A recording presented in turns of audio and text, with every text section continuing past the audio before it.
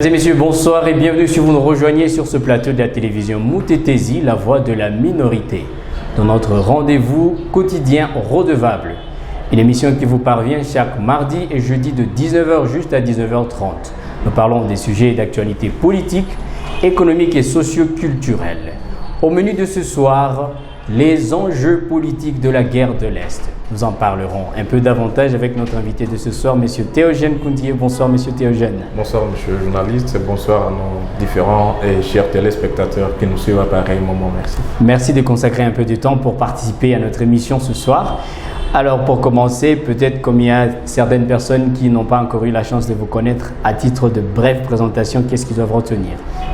Merci beaucoup. Encore une fois, je suis Théogène Koundié, je suis un jeune de Goma. Je suis entrepreneur et aujourd'hui, je suis aussi acteur politique. Je suis le communicateur porte-parole chargé des médias du Mouvement pour la libération du Congo, MLC, parti cher à son Excellence Jean-Pierre Bemba Gomba. Justement, le parti cher à M. Jean-Pierre Bemba, MLC, que vous représentez en tant que communicateur au niveau provincial. Nous en parlerons. C'est depuis le 25 mars dernier qu'il a été nommé à la tête de la défense nationale de la RD Congo. Pour commencer, comment est-ce que vous avez reçu cette nouvelle, vous, en tant que membre du parti politique? Absolument. Vous savez, nous, au niveau de notre parti politique, l'avènement de son Excellence, Monsieur le vice-premier ministre de la Défense nationale, n'est pas un cadeau pour nous. Non plus, ce n'est pas un élément de satisfaction, soit pour dire que non, on devrait fêter. On va se contenter de ça. Non, on ne devrait pas se contenter de ça parce que tout le monde sait que c'est Igwe, c'est un Tchéamen, comme ça a toujours été dit. Mais ça a été un signe d'humilité d'un homme d'État qui devrait porter sa pierre à l'édifice sur le pays, son pays qui avait besoin de lui. Ouais. Donc c'est la sensation que vous avez reçue. Alors, vous avez l'impression que c'est une nomination qui a été plutôt méritée ou parce qu'en tout cas il y a des discussions des gens qui disent que c'est peut-être un cadeau. Vous savez, monsieur le journaliste, nous n'avons pas le temps de pouvoir discuter, soit mener un débat sur la possibilité, soit une quelconque méritocratie dans le fief de son Excellence Jean-Pierre Bemba Gomba. Vous savez, dans le passé, il fut vice-président de la République du Congo en charge de l'économie. Il a fait des avancées dans la finance congolaise. Donc, dire qu'il a été nommé ministre, pour nous, c'est juste un signe d'humilité, sinon il mérite mieux que ça. Il mérite mieux. Voilà. Puisqu'on parle des avancées maintenant, pendant qu'il était encore ministre l'autre fois, aujourd'hui, ça fait déjà 3 mois, je crois, et demi qu'il est à la tête de la Défense nationale. Il a été nommé dans un contexte sécuritaire particulier avec la guerre à l'Est. Quelles sont les avancées? Parce qu'en tout cas, les attentes étaient telles que la nomination de M. Jean-Pierre Bemba aurait pour conséquence la diminution de la situation, enfin l'amélioration de la situation sécuritaire à l'Est pratiquement. Absolument. Quelles sont les avancées que nous avons enregistrées depuis qu'il est là? Je n'aimerais pas dire ce que tout le monde sait, mais je vais quand même essayer un peu de donner quelques lignes. Les avancées qui sont là, je pense qu'elles sont déjà palpables. Palpables dans le sens où, à un moment donné, le 23 était en train de vouloir prendre la ville de Goma. On entendait déjà les balles qui sortaient côté Sake. Et aujourd'hui, ils sont déjà repoussés, ils ne sont plus là-bas. Et bien sûr, avec les concours de jeunes de notre pays, des compatriotes, de l'autodéfense, de l'autre côté, ça a été un succès et on a bouté quand même à des kilomètres ces ennemis hors de la ville de Goma. Les avancées, d'autres qui sont là, ce sont les avancées qui pratiquement on ne peut pas dire ici sur les médias. Néanmoins, il y a quand même un espoir que l'on peut promettre au peuple congolais que Jean-Pierre Bemba, c'est un homme d'État qui est en train de travailler sans relâche pour que la paix revienne d'une manière vraiment totale parce que le peuple congolais a tant souffert, surtout ici à l'est de la République. Vous savez vous-même, on est témoin oculaire de ce qui se passe ici.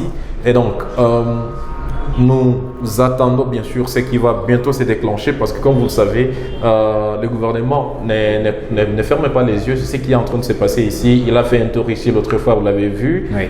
Il est toujours en activité, en connivence avec les forces de la défense pour que ces problèmes ne puissent plus surgir encore une fois dans notre cher et beau pays. Certes, à un moment donné, nous sommes vraiment désolés.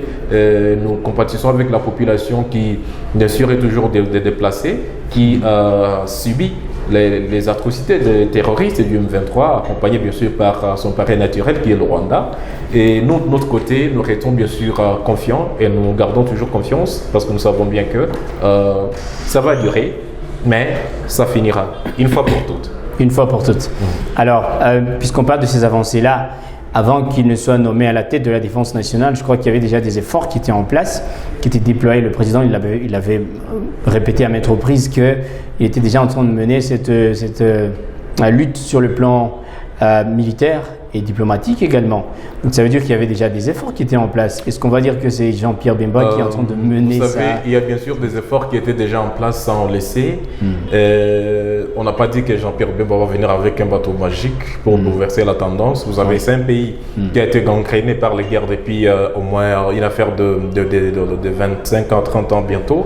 Et donc, c'est pas dans une semaine, 2 mois, 3 mois qu'on peut bouter dehors toutes ces difficultés. Vous avez suivi le CMG, les chefs d'état-major, qui bien sûr a dit qu'il y avait beaucoup de traîtres au sein de l'armée.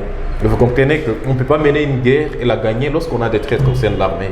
Son Excellence, Monsieur le Vice-Premier ministre, ministre de la Défense, Jean-Pierre Bemba Kombo, est en train de travailler pour nettoyer l'armée. Vous avez suivi sur le média, ça a été une activité, une action beaucoup plus louable, une avancée pour faire le checking physique et l'enregistrement physique de nos FARDC. Pour qu'on sache réellement, nous avons combien de militaires qui sont placés où, et ça a été lancé. Et ici au Nord Kivu, ça a commencé, mais cette identification a commencé par son Excellence le gouverneur militaire qui bien sûr a donné les bateaux d'envoi, les coups d'envoi pour que cette identification puisse se faire. Donc il y a plusieurs choses qui sont en train de se faire pour que bien sûr notre armée soit une armée non invincible dans l'histoire et dans les temps. Ah, merci beaucoup. Alors, dans ce contexte-là, l'une des mesures qui était en place, les mécanismes pour mettre fin à cette guerre, c'était le cantonnement du mouvement du 23 mars. D'ailleurs, il y a une délégation qui est venue de Kinshasa à cette fin, qui est déjà, je ne sais pas, retournée. Vous pouvez nous en dire un mot? Oui, vous savez, quand on parle de M23, le M23 c'est un groupe terroriste, parce qu'il faut vraiment le dire. C'est un groupe terroriste qui n'est venu que faire la répétition de ce qui se passe dans notre pays. Parce que vous êtes un jeune de Goma, nos respectables téléspectateurs sont aussi natifs de Goma, d'autres ailleurs ont l'information de ce qui se passe dans la ville de Goma. Et personnellement, je pense que parlant du cantonnement du M23, c'est d'ailleurs un cadeau qui devrait saisir avec les 2 mains ouvertes, parce que c'est un cadeau qui est offert par le gouvernement congolais. Le cantonnement, pour qu'il puisse être désormais réengagés, insérés dans la société pour qu'ils puissent poursuivre leur suite. Sinon, à un moment donné, n'oubliez pas que ce sont les gens qui ne font qu'endeuiller nos différentes familles qui, bien sûr, sont dans des cas de déplacés internes. Ça, c'est vraiment très dangereux, très grave. Je pense que vous avez toujours eu le temps de pouvoir passer dans les cas de déplacés. Les gens meurent chaque jour, les autres souffrent, et ça, ce n'est pas acceptable. Mais comme le gouvernement veut toujours la paix et que ces gens s'appellent des Congolais, et voilà, on leur a dit, voilà, vous êtes des enfants du Congo, on a compris ce que vous êtes en train de dire, alors nous voulons cesser cette histoire et donner la paix et la chance à notre pays pour qu'il puisse se développer. Sinon, on a besoin de ce développement, on a besoin de cette sécurité, on a besoin de la stabilité dans notre pays. Et alors, ces gens-là, qui sont le M23 bien sûr, je pense qu'ils vont saisir avec véhémence cette chance qui leur est offerte par le gouvernement congolais. Est-ce que vous en êtes sûr? Parce que l'un des communiqués des membres des hauts gradés du mouvement, enfin je crois le porte-parole, il avait très clairement dit que cette guerre ne finirait pas avant qu'il n'ait un contact, un dialogue direct avec Kinshasa, et Kinshasa qui a dit clairement qu'il ne négocierait jamais avec un groupe qui avait déjà été déclaré terroriste, qui est déjà sur la liste noire, normalement. Alors comment est-ce que nous, on doit se comporter? Vous savez, personnellement, quand on parle du M23, négociation d'abord avant le gouvernement, vous savez, il y a certaines choses que les gens devraient comprendre, que les gens aient révolu, que le temps est révolu. Le temps est révolu dans le sens où notre pays n'est plus dans les temps où je manque quoi faire, je sais pas, j'ai quelque chose à faire, je ne trouve pas le moyen, je pars dans la forêt, je mets des exigences, si vous voulez pas, je vais tuer les gens, intégrez-moi. Mais écoutez, on ne veut plus de ça. On ne veut plus de ça et le gouvernement a déjà fini avec cette histoire parce qu'il y a même une loi qui a été votée à l'Assemblée nationale de ne plus intégrer les groupes armés au sein des FARDC. Et donc, dire qu'il y aura une négociation, en fait, il n'y a pas de négociation. Il n'y aura pas de négociation, cela a été dit, sinon cette guerre aurait déjà pris fin bien avant parce que le gouvernement aurait cédé. Mais le gouvernement ne cède pas. Le gouvernement ne travaille pas pour lui seul, pour ces hommes qui sont là en train de faire certaines tâches. Le gouvernement travaille pour le peuple congolais. Le gouvernement a écouté le peuple congolais et le peuple congolais qui a dit non, il n'y a plus de négociations parce que avec ces négociations, il viendra maintenant le temps d'insertion. Après insertion, on va injecter encore une fois des ennemis non contrôlés dans notre armée et encore demain après demain, ça sera toujours le même cycle. Parce que si vous suivez très bien, les animateurs du M23, certains sont des déserteurs de l'armée congolaise. Et quand vous suivez de plus près, vous allez vous rendre compte que ces gens-là sont des personnes qui autrefois étaient là, soit via AFDEL, soit via le CNDP, le M23-1, des histoires comme ça. Et donc, le gouvernement congolais a sa position et reste sur sa position que nous, peuple congolais, nous louons bien sûr. C'est de refuser de négocier avec l'ennemi. Quelqu'un ne peut pas vous tuer autant d'enfants, autant endeuiller, autant de familles et dire que non, vous allez négocier, sinon ça serait une trahison. Et c'est ce que, bien sûr, le chef de l'État congolais est en train de refuser. Mais de l'autre côté, vous reconnaissez encore une fois, parce que ce n'est pas tout le monde qui comprend exactement ce que ça implique, le cantonnement. Vous venez de le dire tout à l'heure, que cela veut dire qu'on va les désarmer et on va les réinsérer dans la population civile. Déjà, avant, vous avez également signalé que c'était le Rwanda, Paul Kagame qui était le parrain de ce mouvement. Donc c'est lui qui envoie ces hommes. Ce sont des hommes qui sont sous commande de Kigali. Et maintenant, on va encore les intégrer dans la population. Parce que déjà, on dit que la population elle est déjà, pénétrée par ces éléments. Maintenant, il faut entériner ça et rendre ça officiel. On vous intègre dans la population. Pendant que nous le savons très clairement que c'est des gens qui répondent du gouvernement. Absolument. Vous savez, quand je dis que ce sont des gens qui, bien sûr, répondent d'une ou d'autre manière à l'obédience du président rwandais Paul Kagame, c'est parce que ça a été prouvé par le rapport des experts des Nations Unies qui ont dit bien sûr que l'armée rwandaise était présente sur le sol congolais. Je suis d'accord. Ça a été aussi présenté dans le récent rapport de l'Union européenne qui bien sûr aussi disait voilà, en tout cas il y a l'armée rwandaise parmi les M23 qui sont en train de terroriser la population congolaise. Et donc ces gens-là ont agressé notre pays. Et le gouvernement congolais a dit quoi? A dit que comme ces gens s'appellent des Congolais, alors que nous sommes dans notre pays. Non, écoutez, vous n'allez pas dire que vous êtes dans ces pays, vous aimez le pays, tout en prenant les armes pour que vous soyez écoutés. C'est ce que le gouvernement ne veut pas comprendre, ne veut pas entendre. C'est ce que le peuple congolais ne veut pas comprendre, ne veut pas accepter. Et c'est ce que nous sommes en train de dire, nous, de notre côté, et en tant que peuple congolais, en tant que gouvernement, on est en train de dire, ces gens ont de la chance. Et la chance qu'ils ont, c'est que il y a quand même une issue.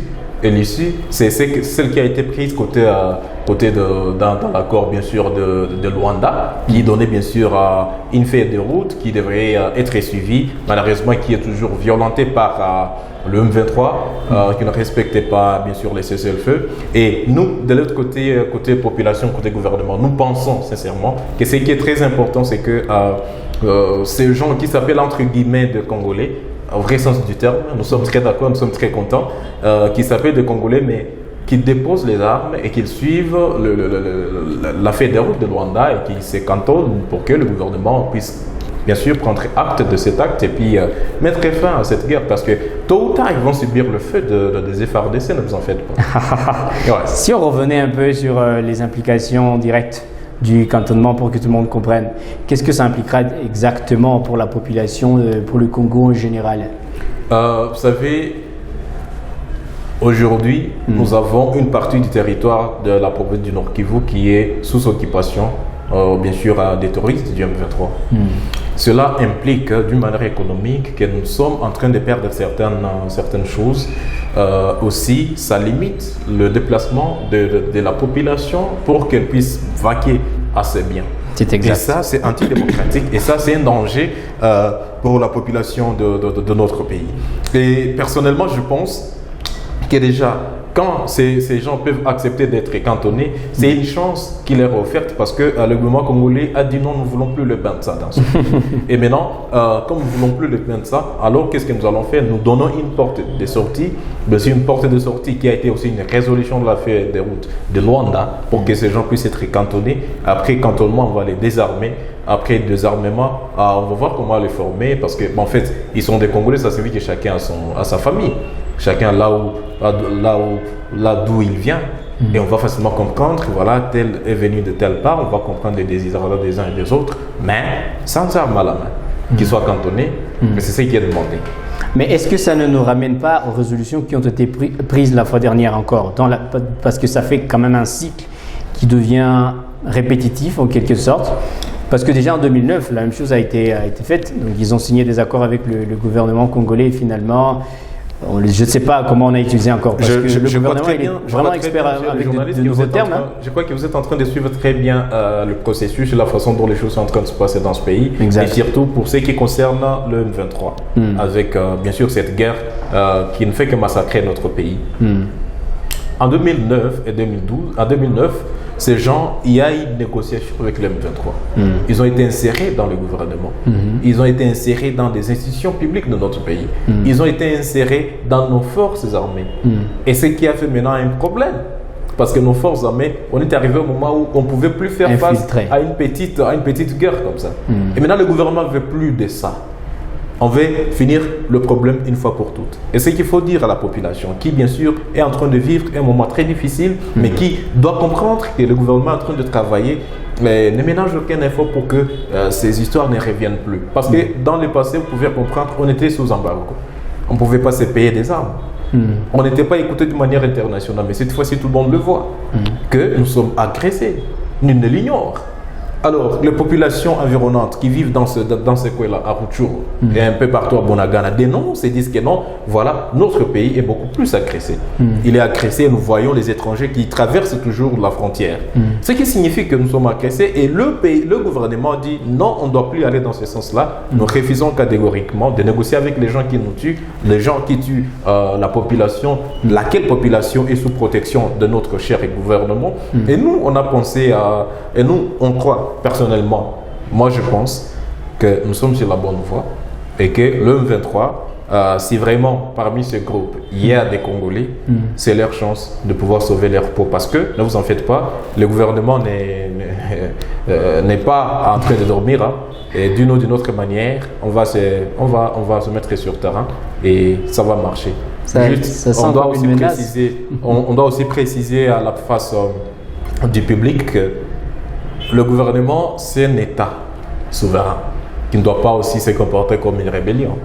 Donc, comprenez que d'une ou d'une autre manière, certaines choses du M23 peuvent s'avérer à des déclarations qui n'ont rien à voir avec la vérité, la réalité, mais le gouvernement congolais a une ligne de conduite. Le gouvernement congolais sait comment il doit se comporter dans ce genre de situation. Et nous, ce que nous demandons à la population, c'est de faire confiance à notre armée parce qu'elle est l'unique qui viendra sauver notre cher et beau pays. Exactement. La question c'est pourquoi est-ce que tout le monde se contente de cette reconnaissance internationale qui dit finalement, d'accord, on le reconnaît, c'est le Rwanda qui est derrière ces attaques, mais la communauté internationale ne fait rien du tout, ne prend pas de mesures coercitives pour dire arrêtez ou alors on va utiliser la force parce que la communauté internationale a également cette possibilité d'utiliser la force. Tout ce qu'ils ont dit, c'est que des recommandations, arrêtez la guerre. Mais ce n'est pas comme ce qui se passe en Ukraine. Vous avez vu que tout le monde se mobilise pour envoyer des armes en Ukraine, par exemple. Très exactement. Vous avez raison d'une part. Mais si vous avez suivi le change de son Excellence, Monsieur le Président de la République, chef de l'État, avec son hôte qui était venu l'autre fois, qu'est-ce qu'il s'était dit? Il a condamné. Et il a dit qu'il n'était pas quand même content de cette dénonciation seulement de la part de la communauté internationale qui ne veut pas condamner. Parce que c'est sûr, bien sûr, nous disons cela, nous disons quand même, oui, c'est bon, c'est le premier pas, que la communauté internationale puisse enfin reconnaître que le Rwanda agresse notre pays, mais cela ne suffit pas pour le peuple congolais. Il faut quand même qu'il y ait justice qui soit faite. C'est exact. Il faut quand même qu'il y ait réparation. Il faut quand même qu'il y ait condamnation de la part de la communauté internationale pour qu'on comprenne que réellement, nous sommes beaucoup plus écoutés. Mais en attendant que cela ne vienne, si la communauté internationale ne fait rien, est-ce que nous allons croiser les bras? Non. Mais on comprend qu'en faisant quelque chose, non, ils disent non, nous sommes des Congolais, très bien. Vous allez vous cantonner quelque part pour que vous soyez désarmés, nous allons vous écouter après avoir été désarmés, bien sûr. Parce qu'il n'y a rien que vous pouvez dire à quelqu'un. Vous ne pouvez pas agresser votre pays et attendre à ce que vous soyez écoutés avec armes comme ça. Ça n'existe pas, ça ne se fera pas. Je crois que ses amis devraient oublier que cette histoire reviendra.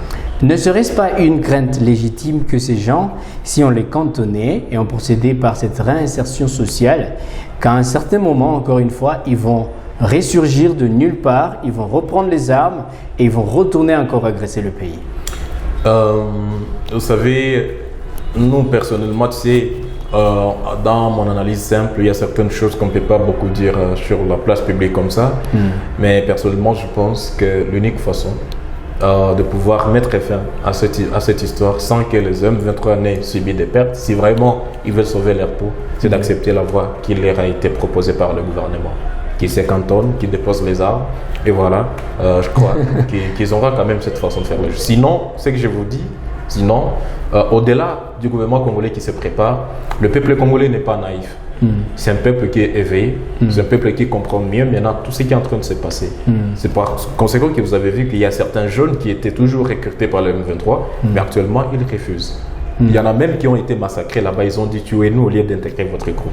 Ils ont été massacrés. Vous comprenez le degré de patriotisme. Ce qui signifie que rien ne sera plus jamais comme avant. Donc les choses sont en train d'évoluer et ça c'est une scène qui bientôt sera jetée aux oubliettes. J'ai confiance.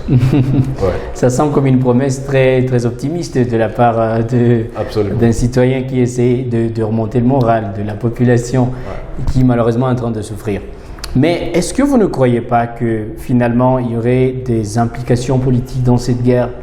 Est-ce qu'il n'y aurait pas des enjeux politiques qui sont dans cette guerre et finalement des gens qui peuvent occuper des positions de leadership dans la haute hiérarchie du pays, qui profiteraient également de cette guerre pour tirer la couverture de leur côté ou alors profiter pour faire des choses qu'ils n'étaient pas censés faire. Vous savez, messieurs les journalistes, moi personnellement, je suis persuadé qu'aucun Congolais digne de ce nom aujourd'hui ne peut encore dire qu'il tire des intérêts de la part des gens qui terrorisent notre pays.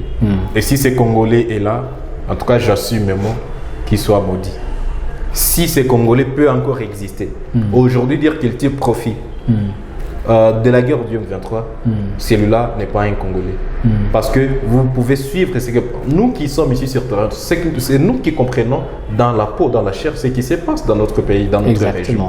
Et donc, je pense personnellement que plutôt que des intérêts politiques, il y a bien sûr des intérêts économiques et des intérêts hégémoniques de la part de l'agresseur. Parce que l'agresseur pourrait vous voir, à un moment donné, vous avez compris qu'il y avait même des on dit, voilà, c'est la terre qui est réclamée, voilà, ces problèmes de terre. Donc, il y a tout un problème parce qu'il y a aussi les intérêts économiques. Le coltan qui est exploité là-bas. Comment vous pouvez comprendre qu'un pays qui n'a même pas une régie, soit une ressource du coltan devient le premier pays producteur? C'est amusant. Et ça, maintenant, c'est ce que nous, on n'aimerait pas comprendre encore une fois dans notre cher et beau pays. Et si aujourd'hui, il y a bien sûr cette scène, cette défense qui est en train de se faire, c'est cercle qui est en train de se créer pour qu'il y ait maintenant résistance de la part de la population, que j'apprécie bien sûr, parce que d'une autre manière, quand nous sommes en train d'essayer un peu d'interroger la population dans la rue, vous comprenez que la population est derrière son gouvernement. La population est derrière les FARDC, parce que les FARDC sont l'unique armée qui va devoir botter dehors l'ennemi et qui est là pour nous protéger. Certainement, à un moment donné, comme vous avez dit, est-ce qu'il n'y aurait pas des gens qui profiteraient de la guerre de manière politique? Je ne peux pas quand même ne pas reconnaître qu'il y a toujours des brebis galeuses, mais à mon niveau, à mon entendement, je n'en ai aucun exemple. Mais si ces brebis galeuses pouvaient exister, leur chance est celle qui leur est donnée de quitter une fois pour toutes cette voie, parce que c'est une voie qui non seulement n'est plus d'actualité, mais aussi est prohibée et expirée. pour pouvoir espérer à quelque chose. Nous avons la démocratie, il y a les élections, il y a tout. Tout doit marcher sans problème.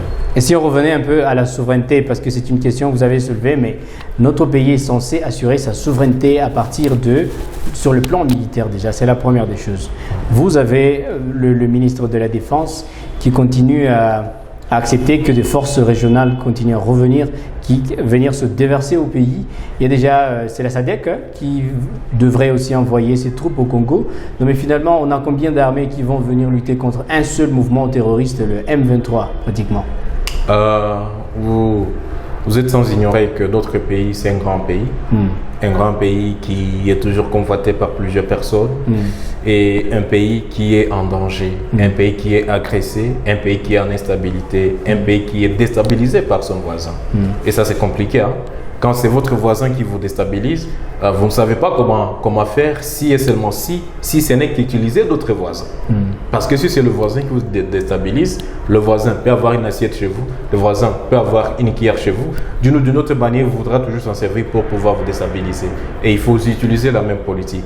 Et donc, moi, je dirais que, en ce qui concerne la SADC, l'EAC et autres, que la population congolaise comprenne que le gouvernement est là pour sa défense.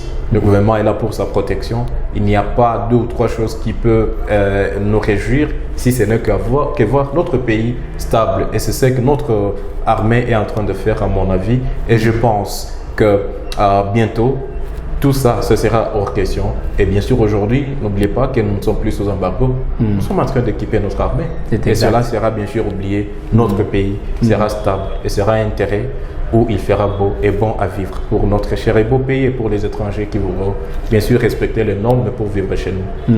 Alors si on revenait un peu à la dernière question sur les enjeux politiques toujours, moi j'essaie d'analyser ça dans le chef du président de la République lui-même qui à quelques mois des élections présidentielles a procédé au remaniement du gouvernement en nommant des grands poids de l'opposition congolaise, des gens qui avaient bien l'intention de se représenter aux élections présidentielles.